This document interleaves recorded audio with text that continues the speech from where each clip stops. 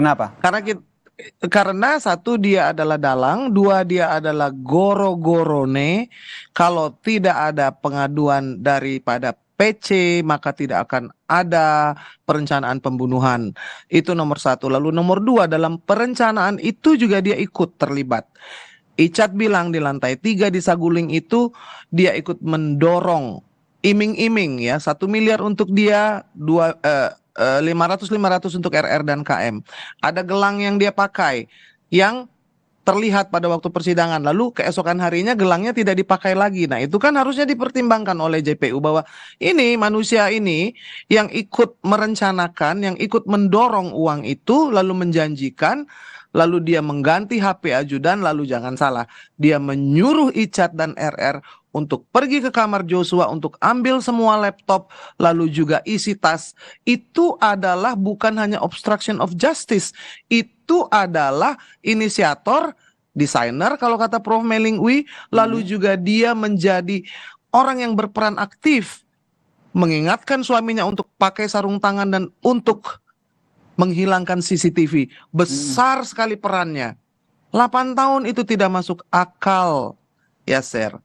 Orang yang nyolong susu untuk anaknya yang tidak punya uang untuk beli susu dihukum 12 tahun. Nenek-nenek yang ngambil coklat kena hukuman 18 tahun. Jadi ini kita nih sedang dipertontonkan nih tuntutan jaksa yang terlalu rendah, tidak adil. PC itu harusnya sama dengan Sambo. Kalau Sambo dapat seumur hidup, maka PC juga harus seumur hidup. Kenapa demikian?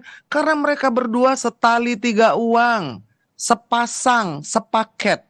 Oke, berarti menurut Inang harusnya lebih berat dibandingkan dengan tuntutan dari jaksa, yaitu 8 tahun penjara. Pertanyaannya selanjutnya adalah apakah kemudian hakim akan mengambil langkah itu berdasarkan fakta yang juga tadi telah Inang sampaikan? Nah, itu kan Kang Aksep mengatakan ya bahwa hakim itu akan melihat ada dua nih, niatnya dan tujuannya, ya kan? PC ini niatnya apa? Niatnya buruk. Tujuannya apa? Tujuannya buruk. Kalau dia seorang perempuan yang punya empati, hati nurani, jangankan bunuh orang, suami kita mau bunuh anjing aja pasti kita larang. Apakah ada larangan yang dikeluarkan olehnya? Tidak ada sama sekali. Hanya dia menjadi sumbu kompor gas api biru. Sehingga panas suaminya bukan hanya itu, ya tadi itu, ikut terlibat, ikut aktif, bahkan ikut memerintahkan untuk mengambil semua barang-barang Joshua. Jadi keterlibatannya itu terlalu banyak. Lengkap ya dari awal hingga akhir ya, sebagai pemicu seperti kata Anda tadi, sampai akhirnya eksekusi. Oh dengar, bukan hanya eksekusi. Setelah mati pun transfer uang 200 juta dari rekening Joshua kepada RR itu atas perintah PC. Jadi ya Ser, bukan hanya setelah eksekusi, dari sebelum pelucutan dari Magelang, lalu juga pada saat eksekusi dan sesudah eksekusi. Jadi post pada saat kejadian dan pasca dia terlibat yang namanya Putri Chandrawati ini. Jangan lupa uang 200 juta itu atas perintah dia. Lalu juga ada setoran 400 juta. Jumlahnya 600. Kalau saya pikir itu adalah pembayaran 500 juta kepada RR. Itu kan tidak pernah dipertanyakan dan tidak pernah dipertimbangkan oleh JPU. Bagaimana dia tidak terlibat? Kemudian Inang, kalau kita lihat yang juga jadi sorotan dari penasihat hukum dari Putri Chandrawati tetap kekeh begitu bahwa ada pelecehan yang dilakukan oleh Joshua. Oke, mari kita jawab. Ada perkosaan, ada pembantingan 3 kali. Orang yang diperkosa, orang yang dibanting itu keluar rumah aja nggak mau. Bertemu dengan orang aja malas. Dia menyebut nama Joshua dengan Dek Joshua, lalu dia mampu melakukan transaksi, memberikan perintah kepada BNI 46 cabang Cibinong, lalu memberikan perintah kepada RR untuk memindahkan 200 juta dari rekening orang yang sudah mati, transfer dari dalam kubur, itu atas perintah PC. Jadi tidak mungkin seorang korban perkosaan boro-boro mau mikirin transaksi, boro-boro mau mindahin uang. Itu saja sudah menggugurkan klaim dari Febri Diansah.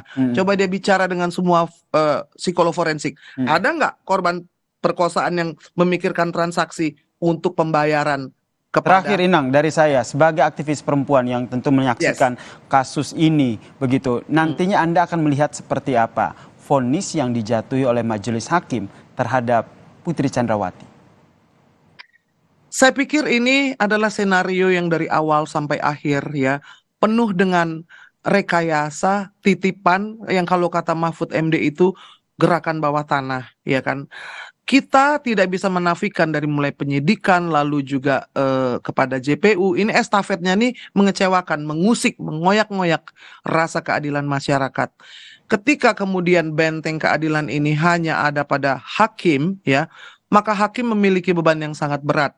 Saya ingin berpesan kepada hakim, di sini bukan hanya sekedar putusan yang sekedar bagaimana memberikan hukuman itu, tetapi ini adalah berhubungan dengan moral bangsa Indonesia. Baik. Ketika seorang pembohong yang berdusta dan merekayasa mendapat hukuman ringan, maka semua orang percaya bahwa membunuh dan membohong itu tidak masalah. Kenapa? Karena tuntutannya rendah, lalu hakim juga tidak menghukum. Jadi hakim harus menangkap rasa keadilan masyarakat, melihat niat daripada PC yang memang busuk dari awal, sehingga dia bisa memberikan hukuman yang pantas, yang sama dengan Sambo, suami istri ini yang menurut saya dari awal seolah-olah dibikin sebagai korban, dan itu tidak bisa diterima akal sehat dan tidak diterima logika yuridis. Kita nantikan ya seperti apa vonis hakim yang nantinya akan berlangsung 13 dan juga 15 Februari pekan depan. Irma Huta Barat, aktivis perempuan. Terima kasih telah bergabung bersama kami di Kompas Malam. Salam sehat, Sama-sama Inang. Yaser. Sampai jumpa. Dan saudara, selepas jeda kami masih ada informasi soal kebakaran yang melanda permukiman padat di Bulukumba, Sulawesi Selatan. Banyaknya material yang mudah terbakar membuat api sulit dipadamkan.